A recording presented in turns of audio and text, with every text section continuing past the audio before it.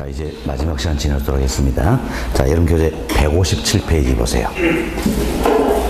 네, 157페이지 시간 5번 챕터 토지 정책이다 소개되고 있죠. 이 부분 설명을 좀 드리고 또 교재는 체크해서 하겠습니다. 그래서 이제 토지 정책 5번 챕터 앞에다가는 별표 9개 해두시기 바라겠습니다.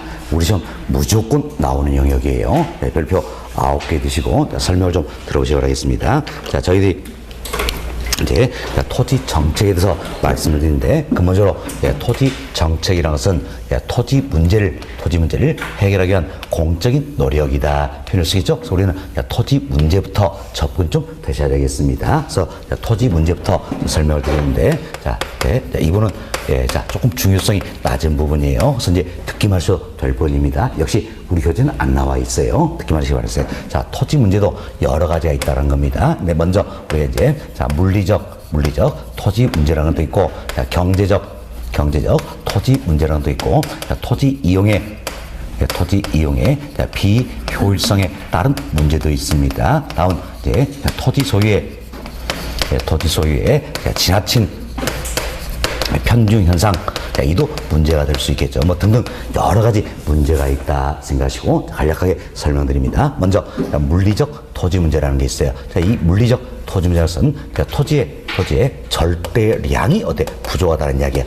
토지의 절대량이 부족하다. 여기서 비롯된 문제를 말하는 겁니다. 사실 토지는 물리로 절대량을 늘릴 수 있어요, 없어요? 없죠? 어떤 성 때문입니까? 부증성. 이래서 토지는 물리로 절대량을 늘릴 수 없더라. 그래서 토지의 절대량이 부족하다는 이야기예요. 여기서 비롯된 문제를 우리가 이제 물리적 토지 문제다 이렇게 이야기합니다. 자, 다음은 보십시다. 토지는 물리로 절대량을 늘릴 수 없다고 했어요. 한정된 자원이죠? 이처럼 한정된 자원인데 토지에 대한 수요가 증가합니다. 그럼 수요 증가하면 당연히 어떻습니까? 당연히 지가는 상승한다 할 수 있겠죠. 그럼 지가가 상승돼 이때 투기 세력까지 가산한다는 이야기예요. 투기 세력까지 가산하면 지가는 어떻습니까? 더욱더 큰 폭으로 상승한다 할 수 있겠죠. 지금 지가가 큰 폭으로 상승한다는 이야기예요. 그래서 합리적인 수준보다도 훨씬 더 높게 형성되는 지가의 상태, 이걸 우리가 뭐라고 하니까 지가고 이렇게 이야기하는 겁니다. 지가고 이렇게 변해요. 자, 이때 보세요. 지가 땅값이죠. 고는 높을 고자예요. 그래서 땅값이 합리적인 수준보다 훨씬 더 높게 형성되어 있는 지가의 상태를 뭐라 합니까? 지가고 이렇게 표현한다는 겁니다. 그럼 지가고 이래서 여러 가지 폐단들이 나타날 수 있어요, 없어요? 있다는 이야기예요. 이게 바로 이제 경제적 토지 문제를 이 시대는 대표적인 예가 된다. 그래서 간혹 한 번씩 이와 같은 지가고 이로 인한 폐단들, 이게 이제 우리 시험에 출제가 좀 되고 있는 부분이다 생각하시면 그런 어려운 건 아닙니다. 그래서 이제 우리 몇 가지만 말씀을 드립니다. 이처럼 지가고 현상이 나타나면 여러 가지 폐단들이 등장할 수가 있다는 겁니다. 먼저 지가고 이 자체는 뭘 따릅니까? 합리수보다 지가가 훨씬 더 높게 형성된 상태를 말하는 거지요. 앞으로 지가가 더 높아지다 이런 기대 심리가 있다는 이야기예요. 자, 이래서 투기 현상 발생할 수 있어요, 없어요? 있지요. 그렇죠? 또한 땅을 가진 사람은 그만큼 부를 누리게 될 것이고, 땅을 사면 그만큼 빈곤해진다는 이야기에서 부익부 빈익빈산을 심화시키겠죠. 그래서 사회 계층 간의 갈등을 초래했고 위화감도 조성할 수 있다는 이야기, 그리고 근로의욕도 저하된다. 이것은 폐단들이 나타난다는 이야기예요. 또 기업들의 입장에서 한번 살펴봅시다. 기업들 입장에서는 토지는 어떻습니까? 기업들 입장에서 토지는 하나의 생산 요소가 되는 겁니다. 그렇죠? 기업들도 토지를 필요한데 지가고 이로 인해서 토지를 취하는 데 비용이 많이 든다는 이야기예요.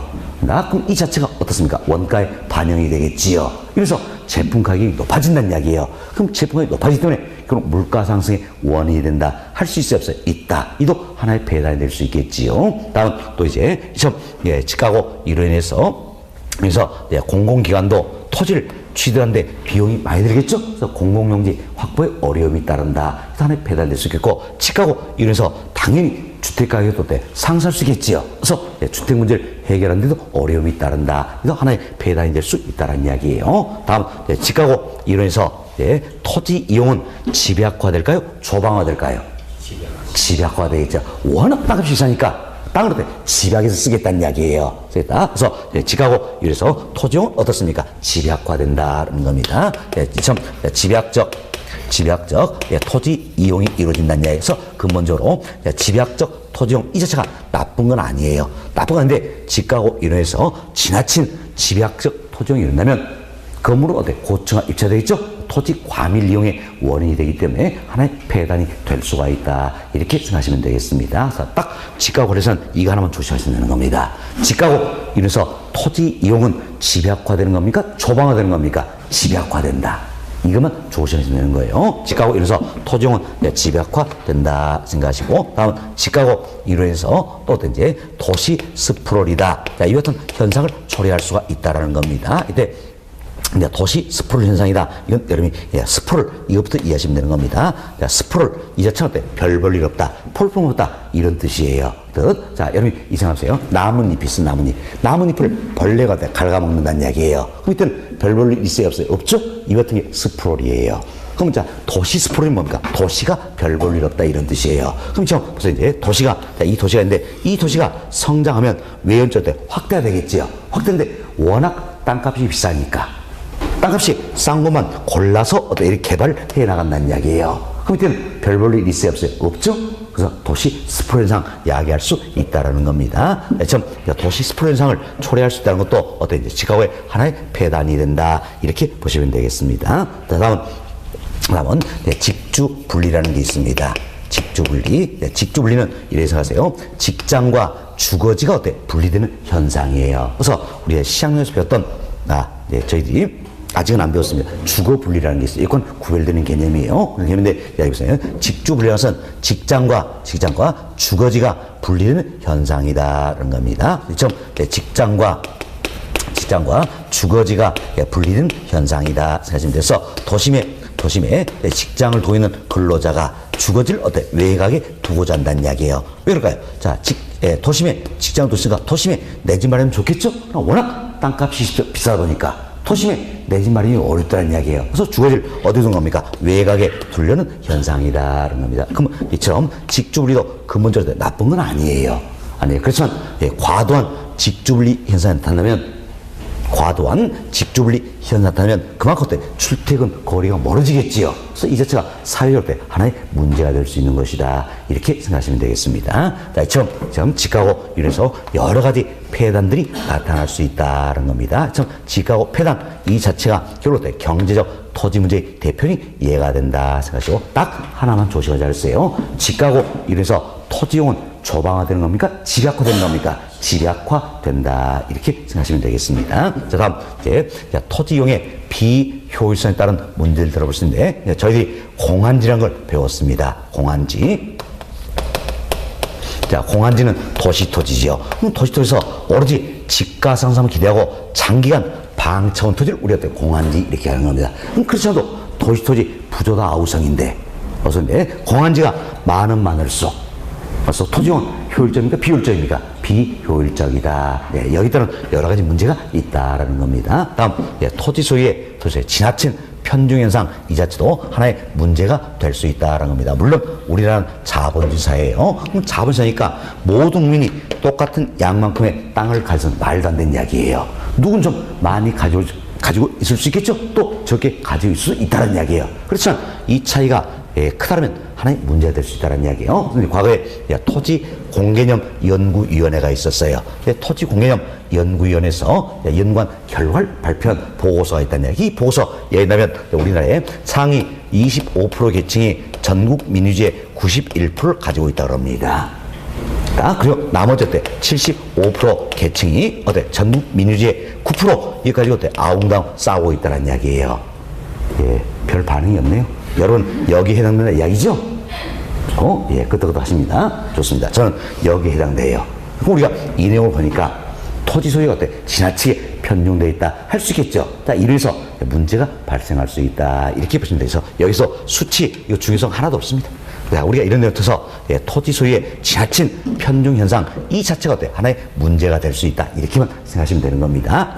토지 문제도 여러 가지지만 우리는 물리적 토지 문제, 경제적 토지 문제, 토지 이용의 비효율성에 따른 문제, 토지 소유의 지나친 편중 현상에 따른 문제 뭐 등이 있다 해서 간략히 살펴드렸어요. 이것은 토지 문제를 해결하고자 하는 공적인 노력이 바로 뭡니까? 토지 정책이다 할 수 있겠죠. 그럼 지금 토지 정책의 토지 정책에 목표가 있다는 이야기예요.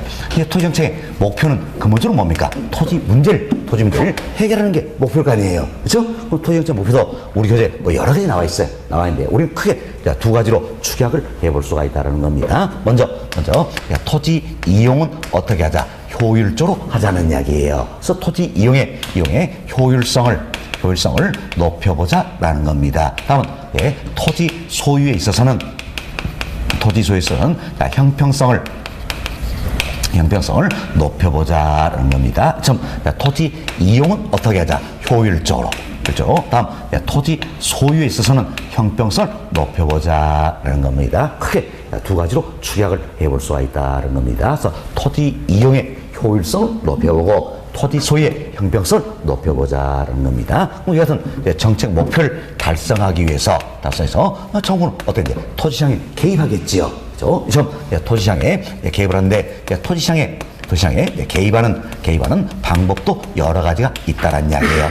결국 토지시장에 개입을 한다는 이야기는 우리 이런 이야기죠. 시장에 개입한다는 이야기는 뭡니까? 정책을 시행한다 그 얘기잖아요. 그럼 시장에 개입하는 방법 이 자체가 뭡니까? 결국은 토지 정책 수단이다 이렇게 보시면 되겠어요. 각종 토지 정책 수단들을 활용하겠다. 그래서 시장에 개입한다 그 이야기예요. 그럴 때 토지시장에 개입하는 방법도 우리가 구체적으로 세 가지를 들어볼 수가 있다는 겁니다. 먼저 토지의 이용을 규제하는 방법이 있다는 이야기야. 이건 말 그대로 생각하세요. 토지의 이용을 규제한다는 이야기예요. 규제한다라는 겁니다. 어떻게? 바로 이제 법률적으로 또는 행정적인 수단으로서 규제를 가하겠다는 겁니다. 그럼 뭐 때문에 토지 이용을 규제할 것인가? 우리 지난 시간에 배웠습니다. 우리 이런 내용 배웠죠? 보세요. 이제 주거적 근처에 시멘트 공장은 어울립니까? 어울리지 않습니까? 어울리지 않는다는 이야기예요. 지금 어울리지 않는 토종을 못하도록 어떻게 행위자를 가하겠다는 이야기예요. 지금 어울리지 않는 토종을 못하도록 행위자를 가함으로써 부의 외부 효과, 즉 외부 불경제죠. 부의 외부 효과를 제거 또는 감소시키는 데 목적이 있다. 경우에 따라서는 예방하고자 합니다. 할 수 있겠지요. 다음 어울리지 않는 토종은 못하도록 행위자를 가하고 어울리는 토종을 할 수도 유도하겠다는 이야기예요. 즉 어울리는 토종을 할 수도 유도함으로써 토지 이용의 효율성을 높여보겠다는 겁니다. 이 같은 목적으로 시행되는 게 바로 뭡니까? 토지 이용 규제다. 이렇게 보시면 되겠어요. 그래서 토지 이용을 규제하는 근본적인 목적은 어디는 겁니까? 바로 부의 외부 효과를 제거 또는 감소시키고자 한다. 경우에 따라서는 예방하고자 합니다. 또한 토지 이용의 효율성을 높이기 위함이다. 이렇게 보시면 되겠습니다. 그럼 이것은 토지 이용을 규제하는 대표적인 정책 수단들 여러 개겠죠? 그 중에 우리가 지난 시간에 하나를 배웠던 건 뭡니까? 지역지구제다. 이렇게 보시면 되겠어요. 지역지구제다. 그래서 이제 용도지구 이런 걸 지정을 한다는 이야기예요. 지정해서 토지 이용을 규제를 하겠다는 겁니다.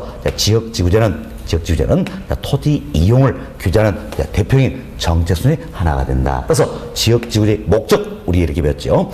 부의 외부 효과를 제거 또는 감소시킨 데 있다.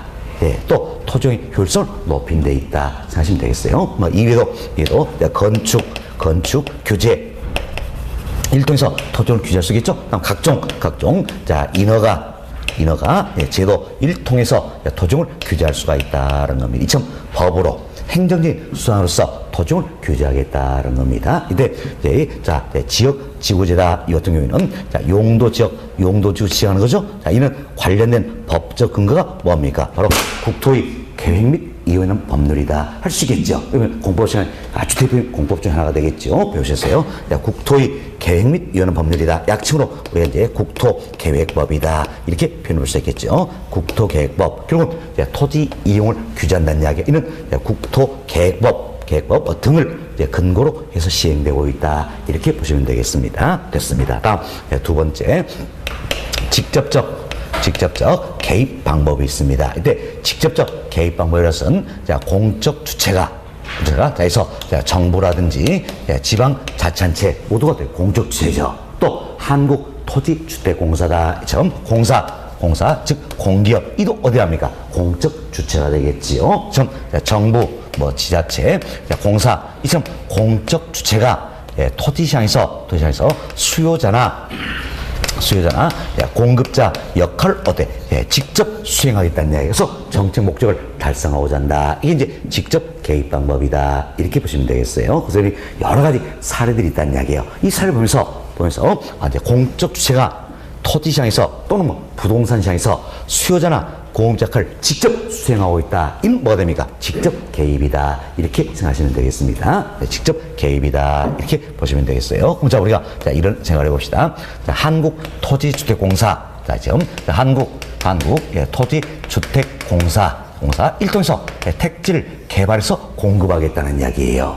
그럼 저걸 택지를 개발해서 공급한다는 이야기는 뭐 더 이상 볼 것이 공급자를 수행하는 거잖아요. 그럼 어디에 당합니까? 직접 개입이다. 할 수 있겠지요. 개입이다. 또 한국토지주택공사 일동에서 공공임대택을 건설해서 공급하겠다는 이야기예요. 이도 뭡니까? 공급자를 수행하는 거지요.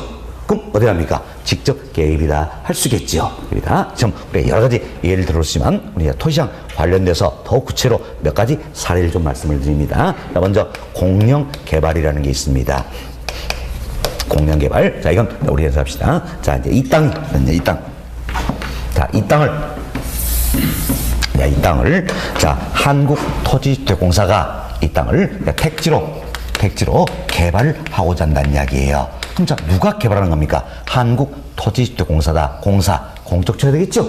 지금 공적 주체에서 개발이 이루어진 경우를 우리가 공영 개발이다. 이렇게 표현하는 겁니다. 그럼 이 사례는 정확히 표현하면 택지의 공영 개발이다. 할 수 있겠죠? 그럼 보세요. 이제 한국토지주택공사가 이 땅을 택지로 개발해서 대량으로 저렴하게 공급시킬 수 있어요, 없어요? 있잖아요. 따라서 공영 개발은 어디 합니까? 직접 개입이다. 그럼 공급자가 수행하잖아요.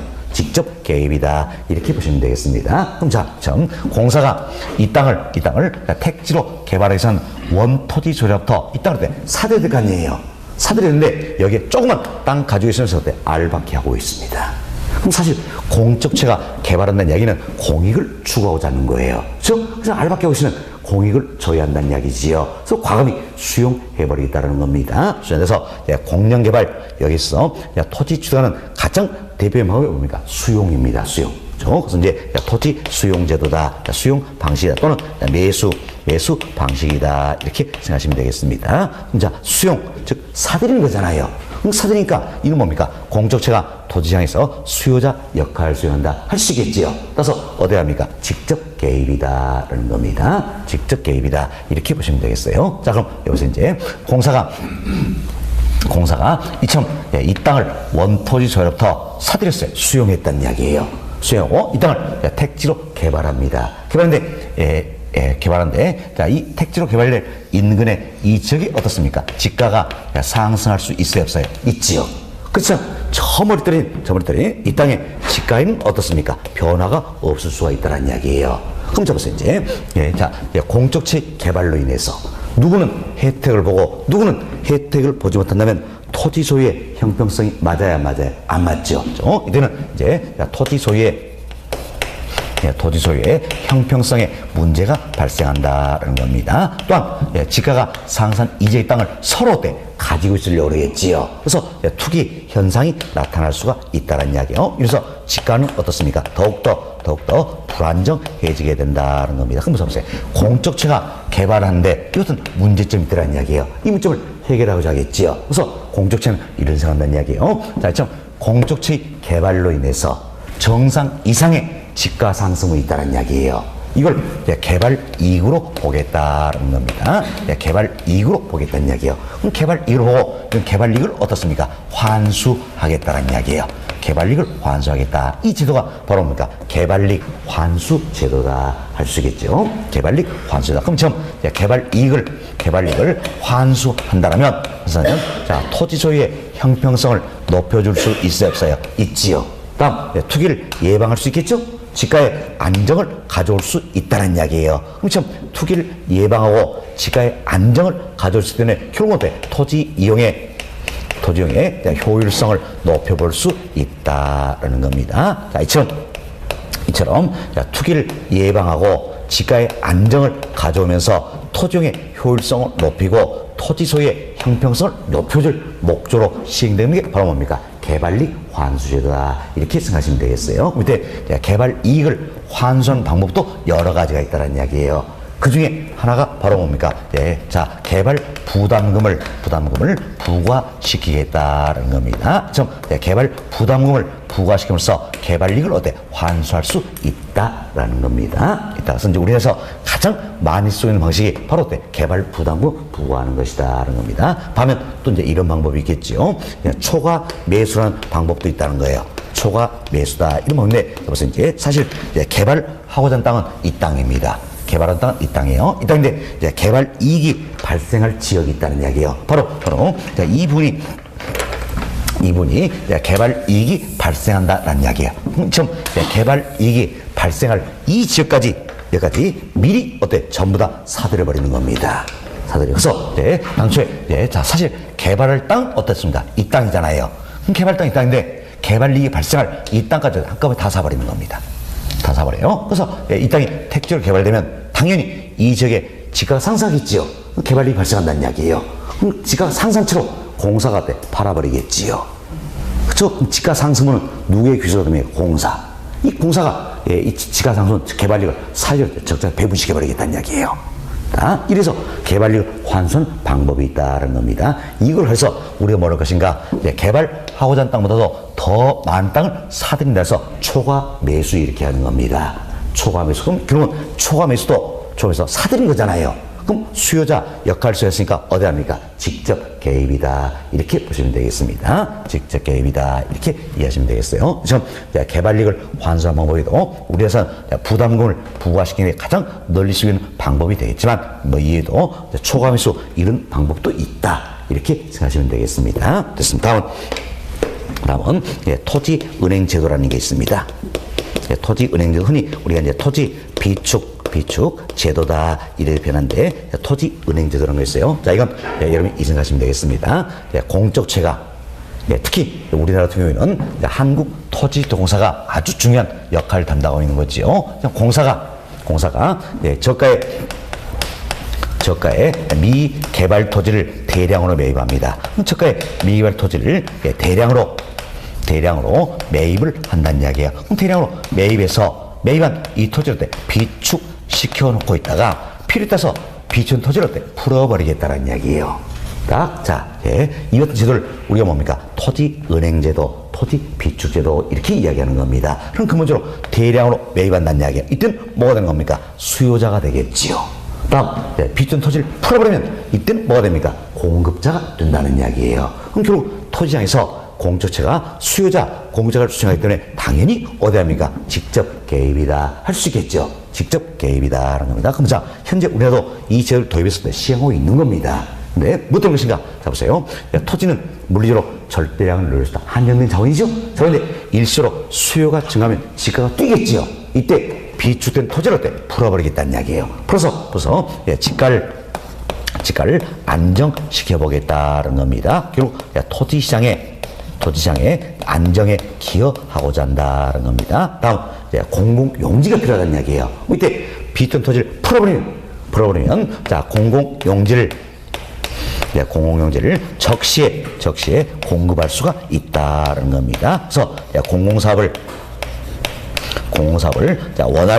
원활히 수행하기 위함이다. 이렇게 보시면 돼요. 뭐 이외에도 질서 있는 토지개발 선도하겠다, 개발이익 환수하겠다 등등 여러 가지 목적이 있어요. 그렇지만 가장 주된 목적 두 가지는 바로 이 부분이에요. 지가를 안정시켜서 토지시장의 안정에 기여하겠다는 겁니다. 다음, 공공용지를 적시에 공급함으로써 공사업을 원활히 추진하고자 한다. 이 두 가지가 대표적인 목적이 된다. 이렇게 보시면 되겠습니다. 여튼 우리는 이제 직접적 개입 방법 여러 가지를 이야기해 드렸습니다. 자, 공명개발, 수용 또는 매수 방식, 초과 매수, 토지은행제도 모두가 직접 개입에 해당되는 것들이다. 이렇게 보시면 되겠습니다. 다음 세 번째로 세 번째로 간접 개입 방법이라는 게 있습니다. 간접적 개입 방법이라서는 시장의 틀을 그대로 유지합니다. 이러면서 시장 기능을 보조한다. 경제 통계를 조성한다. 이런 것들이 간접적 개입이에요. 개입이 나와서 대표로 우리 들 수 있는 게 조세라든지 금융, 다음은 보조금을 지급해 주겠다. 다음은 부담금을 부과시키겠다. 이들이 간접적 개방법의 대표인 예가 된다라는 겁니다. 그래서 여러분들이 이 네 가지는 잘 기억하셔야 되는 겁니다. 자, 조세, 금융, 보조금, 부담금, 이들은 다 어디 합니까? 간접 개입이다라는 겁니다. 자, 우리 예를 한번 들어봅시다. 자, 정부가 취득세, 종합부동산세, 이를 통해서 그래서 시장에 개입할 수 있어요, 없어요? 있잖아요. 취득세, 종합부동산, 이건 뭡니까? 조세잖아요. 조세니까 어디 합니까? 간접 개입이다라는 겁니다. 다음은 토지 이용에 따른 금융 지원이라는 이야기예요. 금융 지원이다. 이거 어때? 금융 관련이니까 어디 합니까? 간접 개입이 되겠지요. 다음은 우리 이래서 합시다. LTV나 DTI 비율을 확대하거나 축소할 수가 있다는 일 통해서 시장에 개입할 수 있어요, 없어요? 있잖아요. 있죠? 근데 앞으로도 우리 배웠지만 LTV, DTI 이들은 뭡니까? 주택담보대출에서 심사 기준이 되는 것들이에요. 그래서 이 비율을 확대하면 대출도 많이 해주겠다. 이 뜻이고, 이 비율을 축소하면 대출 더 적게 해주겠다. 이런 뜻이 되겠지요. 뜻이 나가서 지난 2017년이죠. 자, 8위 부동산 종합대책이다. 발표했잖아요. 그 발표된 내용 중에 핵심이 뭡니까? DTI 비율을 축소하겠다는 이야기지요. 그럼 대출 적게 주겠다는 이야기예요. 이를 통해서 자, 부동산 시장에 개입할 수 있어요, 없어요? 있지요. 있죠. 이는 뭡니까? 금융과 관련되죠. 금융 관련되니까 어디 합니까? 간접 개입이다. 이렇게 보시면 되겠어요. 다음, 우리 또 다음 주 배우겠지만 임대료 보조해 주겠다. 지금 보조금 지급이다라는 이야기예요. 보조금 지급이다라는 겁니다. 자, 이는 어디 합니까? 간접적 개입이다. 할 수 있겠죠. 또 생태공원 조성을 적극 장려해서 생태공원 조성자에게 보조금을 지급해 주겠다는 이야기예요. 간접 개입을 할 수 있겠죠? 다음, 자, 여기서 우리가 처음 개발 부담금을 부과시키겠다는 이야기예요. 그래서 개발 부담금을 부과시키면 또 어디 합니까? 간접 개입이다. 그래서 여러분들이 특히 이걸 잘 이해하셔야 됩니다. 자, 조세, 금융, 보조금, 부담금, 이들은 다 어디 합니까? 간접 개입이다. 이렇게 보시면 되겠습니다. 이처럼, 자, 정부가, 즉 공적체가 토지시장에 개입할 방법도 여러 가지가 있다. 크게 세 가지로 설명을 드렸습니다. 근데 먼저 토지 이용을 규제하는 방법이 있지요. 다음은 직접 개입 방법이 있고, 다음은 간접 개입 방법이 있다. 설명했는데, 자, 몇 가지 예를 통해서 잘 이해하셔야 됩니다. 자, 먼저 지역지구제입니다. 자, 지역지구제는 어디 합니까? 토지 이용을 규제하는, 자, 지역지구제는 토지 이용을 규제하는 대표적인 정책수단이다. 할 수 있겠죠. 다음, 여기서 공영개발입니다. 공영개발. 다음은 수용제도다. 다음은 토지은행제도다. 이들은 다 어디 합니까? 직접 개입이 되겠지요. 다음, 조세, 금융, 보조금, 부담금이다. 이들은 어디 합니까? 간접 개입이다. 이렇게 잘 이해를 좀 해주시면 되겠습니다. 자, 일단 여기까지 말씀드리고, 자, 여러분 교재 통해서 또 살펴보도록 하겠습니다. 여러분 교재 157페이지를 보세요. 네, 157페이지 보시면, 자, 5번째부터 토지 정책이다. 자, 양으로 1번, 토지 정책 목표다. 그래서 우리 교재 여러 개 나와 있죠? 하지만 신경 쓸 것 없이 우리 크게 두 가지로 축약을 했습니다. 어떻게? 토지 이용에 있어서는 효율성을 높여보자라는 이야기예요. 다음, 토지 소유에 있어서는 형평성을 높여보자. 이렇게 우리 두 가지로 축약을 했다. 생각하시고 우리 교재 내용 참고하시면 되겠습니다. 다음 페이지 넘어갑니다. 158페이지예요. 네, 158페이지 보시면 양호 3번. 토지 정책 수단이다. 소개되는데 결국 시장 개입의 방법이 되겠지요. 동그라 1번 봅시다. 토지 이용을 규제하는 방법이 되겠지요. 첫 번째 보세요. 토지 이용 행위를 사회적으로 바람직하게 유도하기 위해서 법률적, 행정적 조치에 의하여 구속하고 제한하는 방법들이다라는 거죠. 결국 토지 이용을 규제하겠다는 이야기. 어떻게? 법률로, 행정적인 수단으로서 규제하겠다. 그 이야기지요. 자, 다음은 그 아래줄 그 부분 보세요. 그것은 국토의 계획 및 이런 법률 및 다양한 법률이 나와 있지요. 우리가 예 설명드렸어요. 자, 지역지구제다. 이런 관련된 법정은 뭡니까? 국토의 계획 및 이런 법률이다. 이 국토계획법 뭐 등등 여러 법률에 근거해서 시행되고 있다. 이렇게 생각하시면 되겠습니다. 자, 그리고 그 다음 지금 보세요. 자, 용도 지역 지구제다. 이걸 줄여서 우리가 지역 지구제 표현했던 거죠. 그리고 앞으로 또 배우시게 될 개발권 양도제도, 그리고 그 아래줄 건축 규제, 이들이 다 뭡니까? 토지 이용을 규제하는 하나의 정책 수단이 되는 것이다. 라는 겁니다. 그래서 대표로 지역 지구제, 건축 규제, 각종 인허가 등을 들어봤다. 이렇게 생각하시면 되겠습니다. 자, 다음 동그라미 2번 봅시다. 자, 직접적 개입이다 나오는데, 예, 기억번 첫 번째 보세요. 정부나 공공기관이 토지시장에 직접 개입하여 토지에 대한 수요자, 공급자 역할을 적극적으로 수행하는 방법이다. 그래서 토지시장에서 공적체가 수요자 또는 공급자 역할을 직접 수행하는 게 바로 뭡니까? 직접적 개입 방법이다. 이렇게 보시면 되겠습니다. 자, 그리고 디귿번 보세요. 디귿번 보시면, 자, 초과 매수, 토지 운행제도, 공영개발, 토지 수용 나와 있죠. 우리 이 네 가지를 이야기했던 겁니다. 자, 초과 매수. 자, 그리고 토지 은행제도 또는 토지 비축제도 변하는 거죠. 공영개발, 수용, 이 자체가 모두가 직접 개입 방법이다. 이렇게 보시면 되겠습니다. 다음 동그라미 3번 봅시다. 간접적 개입 방법이에요. 첫 번째로 시장의 틀을 그대로 유지하면서 그 기능을 통해 소기 효과를 거두려는 방법이다. 그러죠. 기억번 두 번째로 보세요. 이제 세금 감면 또는 부과다. 보조금 지급, 부담금 부과 나와 있죠? 우리가 이전처럼 세금 조세란 이야기예요. 다음 보조금 지급이다. 부담금 부과다. 이들이 다 어디 합니까? 간접 개입 방법이다. 이렇게 생각하시면 되겠어요. 그리고 그 위에 하나 더 적어보세요. 금융.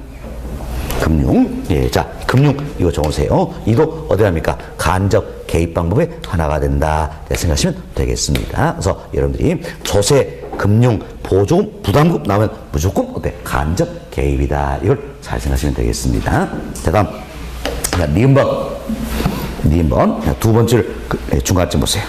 두 번째 중간점 보시면, 자, 토지거래 필요한 양질의 자료 및 정보 체계를 구축시켜주겠다는 이야기예요. 그 부분, 자, 토지 관련 정부 부서의 협조 체계 구축이다라는 겁니다. 이도 어디에 해당할 것인가? 자, 보세요. 이제 자, 토지 거래 필요한 자료 제공해주겠다는 이야기예요. 자, 이는 토지형 규제한 법 아니죠? 직접 개입한 것도 아니네요. 그럼 어떻게 합니까? 간접 개입이다라는 겁니다. 그래서 토지 거래 필요한 양질의 자료 및 정보 체계를 구축시키겠다. 토지 관련 정부 부서 내 유기적인 협조 체계를 구축하겠다. 역시 어디 합니까? 간접 개입이다. 이렇게 이 부분을 참고하시면 되는 겁니다. 됐습니다. 자, 다음 우측 페이지 봅시다. 159페이지예요. 159페이지 보시면 상단에 5번 문제 들어있지요. 같이 풀어봅시다. 자, 다음 중 우리나라 정부의 부동산 시장에 대한 직접 개입 수단은 모두 몇 개인가 묻고 있죠. 자, 첫 번째 점 보세요. 공공토지 비축이다. 자, 이게 결국 뭡니까? 토지 은행제도, 토지 비축제도다 할 수 있겠죠. 이는 어디 합니까? 직접 개입이다 할 수 있겠지요. 자, 다음 취득세입니다. 조세니까 간접 개입이죠. 다음 종합부동산세 조세니까 간접 개입이다. 다음 토지 수용입니다. 자, 수용 이는 뭡니까? 직접 개입이 되겠지요. 다음 개발 부담금이네요. 부담금이니까 어디 합니까? 간접 개입이다 할 수 있겠지요. 다음 공영 개발은 뭡니까? 직접 개입이 되겠지요. 다음 공공임대주택이다. 그리고 공공임대주택을 건설해서 공급하겠다 이 뜻이잖아요. 그럼 공급 역할 수행하겠죠? 공짜 손에 따라서 어디 합니까? 직접 개입이 되겠지요. 다음 대부별 LTV입니다. LTV는 뭐 금융 관련이니까 어디 합니까? 간접 개입이다. 이렇게 생각하시면 되겠습니다. 따라서 직접 개입 수단만 찾아보면, 자, 공공토지 비축, 토지 수용, 공영개발, 공공임대주택 모두 몇 개입니까? 4개. 답은 몇 번이다? 2번. 이렇게 찾으면 되겠습니다. 자, 다음 그 아래 보충학습 박스 봅시다. 보충학습 박스 보시면, 자, 1번 공영개발이다 소개되고 있는데, 양보로 1번 봅시다. 또 1번 개발 대상 지역을 전면 매수하고 즉 수용한다는 이야기예요. 개발하는 방식이다. 그래서 공영개발에서 토지 취득하는 가장 대표 방법이 뭐라 했습니까? 수용 매수 방식이다. 이렇게 보시면 되겠습니다. 자, 양보로 2번에 동그라미 2번 보세요. 공영개발, 자, 이건 뭡니까? 공적 취서 개발이 이루어진 거지요. 그래서 이제 계획적 토지용이 가능하고 토지용의 효율성을 높일 수 있다. 이것은 장점이 있다는 이야기예요. 그렇지만 양호 3번에 동그라미 2번 보세요. 토지 매입과 보상 과정에서 사업 시행자와 피수용자 간의 갈등이 발생하게 된다는 이야기예요. 이때 피수용자는 뭡니까? 원토지 소유자예요. 그럼 원토지 소유자는 어때요? 수용당하고 한편에서 보상 더 받고 자겠지요. 그래서 갈등의 문제가 나타날 수 있다라는 겁니다. 다음은 동그라미 3번. 자, 개발사업 시행자의 초기 사업비 부담이 크다는 이야기야. 왜? 토지를 수용하고 이때는 어때? 보상을 해줘야 될 거 아니에요.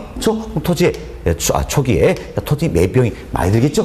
사업비 부담이 크다. 이 같은 단점도 있다. 이렇게 생각하시면 되겠습니다. 그래서 우리가 공영개발의 의란지 장점, 단점 간단히 말씀드렸어요. 여기서는 이 정도로만 이해하시면 되겠습니다. 자, 다음 페이지 넘어갑니다.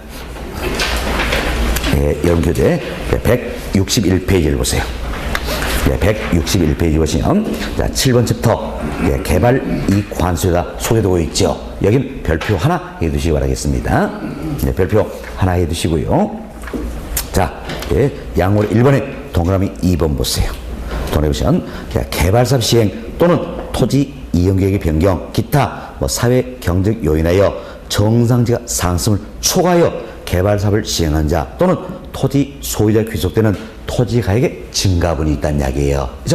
토지 가격의 증가분, 이걸 뭐라 합니까? 개발 이익이란다는 이야기예요. 개발이익. 그럼 이것은 개발이익을 환수한 제도가 바로 뭡니까? 개발이익 환수제도다. 이렇게 생각하시면 되겠지요. 이 같은 걸 개발이익이란다. 결국 정상 상승을 초과해서 지가 상승이 있다는 얘기죠. 이걸 개발이익이란다. 이렇게 보시면 되겠습니다. 다음 양월 2번 보세요. 양월 2번은 개발이익을 환수하는 여러 가지 방법들이 있다는 건데, 클라크는 학자가 제시한 4가지 방법이 있어요. 신경 쓰지 마세요. 신경 말고 제목만 한번 봅시다. 동그라미 2번 초과매수. 우리 여기서 설명드렸죠. 초과매수, 이런 방법을 통해서 개발이익을 환수할 수 있어요, 없어요? 있다. 그 이야기예요. 다음 동그라미 4번 직접 부과한다. 그럼 뭡니까? 부담금 부과한다.